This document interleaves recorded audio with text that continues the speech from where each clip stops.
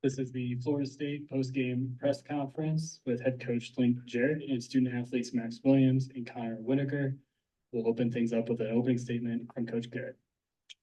Grinding game, and clearly for them after what they dealt with last night to have to be back out here early to play. That was a grinder for them, grinder for us, managing the bullpen and thinking ahead of what was coming at you. They were obviously a very talented, competitive team.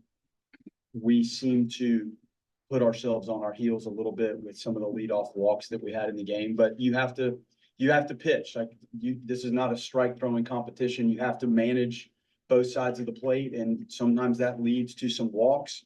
That got us in a little trouble. But I thought offensively, we had some of those similar moments to some hit by pitches and some things that allowed us to produce some runs. And the nice safety squeeze when Jackson pushed that ball down the first base side was well done. Obviously, Max had a great day at the top of the lineup. Watching him this morning in the cage, making some very minor adjustments to what he's doing, and he's learning his art of hitting. And when you take it into the game against that caliber of a left-handed pitcher, it tells you the capabilities that he has. Whittaker at the end to solidify that. He's back in the fold, and we've increased it outing by outing a little bit. That was a lot to ask of him. He responded, pitched well. The defense, again, I think when we talked the other day, I fill up my card with all kinds of in-game notes, but some really nice 3-1, some nice 5-3s, two really nice 6-3s at the end. Cantu hangs in there at first base. He didn't panic and come off the bag and try to tag. He ranged to the far side of the base and hung on, made that look easy. Max's catch in center field, not easy. The ball jumps here, and he got back, found the wall.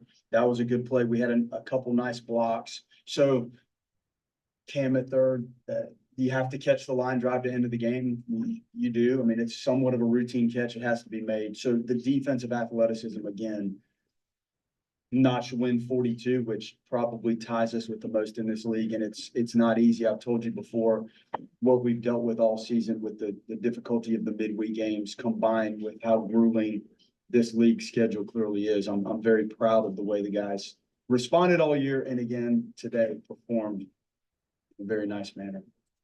We'll go ahead and open up for questions. If you have a question on Zoom, please use the raise hand function. We'll try to get to you. We'll take the questions in-house now. You didn't get the normal production maybe that you get from the middle of the lineup every game, but you still scored 9 runs and had 10 hits. Just to see the depth show up here this week and going into the tournament, just how big is that for you? It's huge, and it's a batting average. Like, it's an average of what you do over the long haul, and it's hard to categorize one game and feel that somebody didn't perform or not. And I thought there were good at bats with maybe not as much to show for it in some cases. So the talent overall of the athletes in that lineup allows different bunches of them to do things to allow you to produce runs, because it's not going to be the same guys every day. This guy's hit as many balls hard as you can fathom, and some days he hasn't had as much to show for it as he did today. So when you build this and you put the lineup together, you know that it's not going to be on the screws every day for every player. But if there's enough in there, you'll find moments where you can take advantage and you'll string some good at-bats together. Productive at-bats. Max, Coach mentioned about, some adjustments and things that you've been working on. Can you shed some light on that? Where it comes some of the things that you've been focusing on as you hone your hitting craft?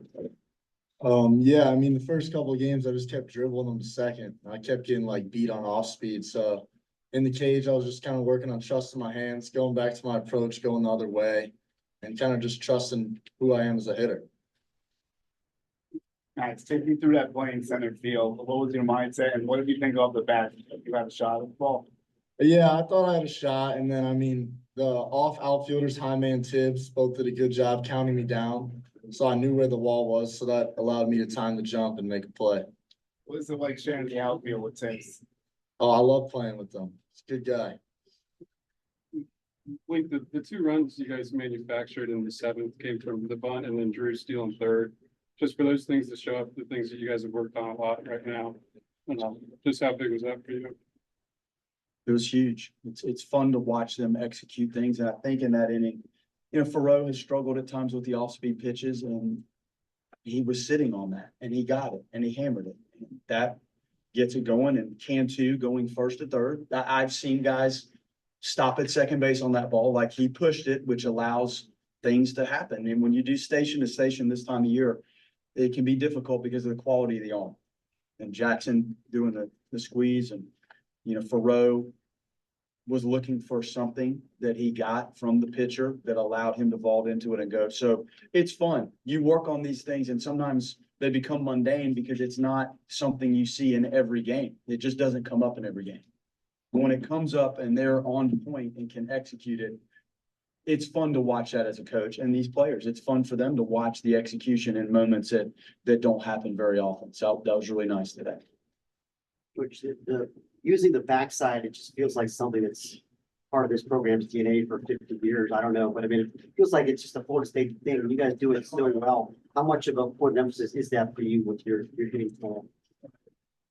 Aaron's huge. I mean, I think that's a fundamental of any good hitters to be able to track the ball deep and when the ball's away from you to stay on it hidden the other way. And that gives you a chance on the secondary pitches.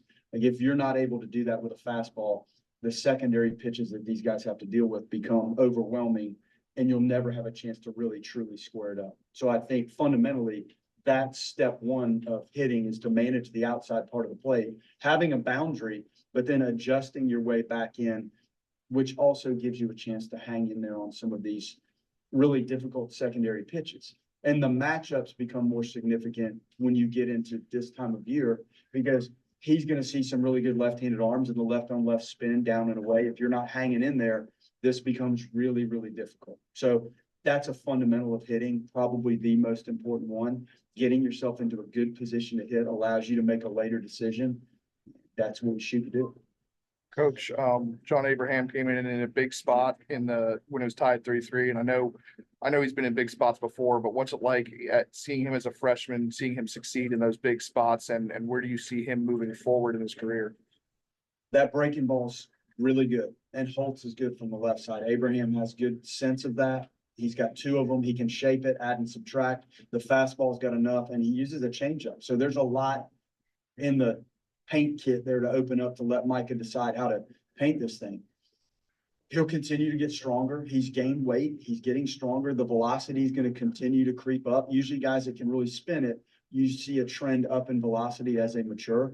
Whether he ends up starting here or doing what he's doing, time will tell on that. And clearly you would like to have good, capable starting pitchers, but the weapons in the middle part of these games sometimes can snuff things out when the game starts. There's no traffic. So we'll see. I think the role he's in right now suits our staff. We're actually a little more left-handed heavy on our pitching staff, which is rare, good, but rare. So when you can get a righty with a good breaking ball, two of them, it really helps. And I think his niche right now is exactly right for our team. Connor, when you went down with injury, just how hard did you have to work to get back to produce in moments like this, and how rewarding is it when you're able to come through in a moment like that for your team? Yeah, I mean, I feel it feels good to be back, and like at the end of the day, I just wanted to be out there with my team and give them all I got for them. So it took a lot of time, a lot of early mornings, some rehab stuff, like all day, every day, but it's just rewarding to be back out there with the boys and win the ball game. Link, just what can you say about his toughness and competitiveness on the mound? Well, we all love when he's out there. And we've had to pick our times. Clearly, the season started with one concept for him in mind. And that didn't make a lot of sense when he was recovering and coming back. So you assess what your staff needs. And then when you have somebody you really trust, how do you inject that into the right moments? Clearly, he could start, and sometimes that's the easiest thing because of the warm up and the preparation, knowing what's happening when you're starting versus what we dealt with for 1, 2, 3, 4 arms today that had to manage in-game preparation. But when you trust somebody and you know they work at it and you know they're prepared and you know they're diligent in how they go about their craft, any role is fine. This just fit us. Like Abraham, it fit what we needed to use him in this way. And he's earned the right to be out there. We'll take our final two questions from Zoom. First, Kurt Wheeler. Link, if I remember right, two of your teams at Notre Dame were kind of right on one on the national seed bubble, one on the hosting bubble, both kind of came up just on the wrong side of that. I guess I know you won't know for sure until Monday. It seems like the consensus is that you're a top 8 right now. I guess what has seeing the success of the last few weeks with so much on the line from your team meant to you?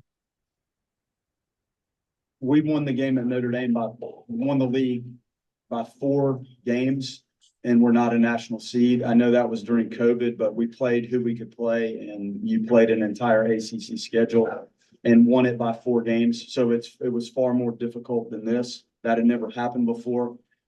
That was tough. I'm on the committee now, so I'm involved with the calls, assessing our conference. Those were difficult conversations to try to explain to a team that seemed like they had earned a better hand at this. The response by our guys all year.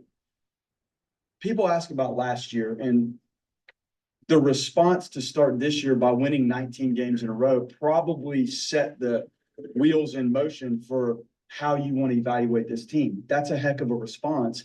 And they've answered and answered and answered. The schedule, the strength of schedule and the numbers, I get it. I just encourage anybody to have to deal with what we deal with in the middle of the week, and playing Florida 3 times in that series is tough. This team is one of the best 8 teams in the country. There's no question in my mind. They've responded time and time and time again.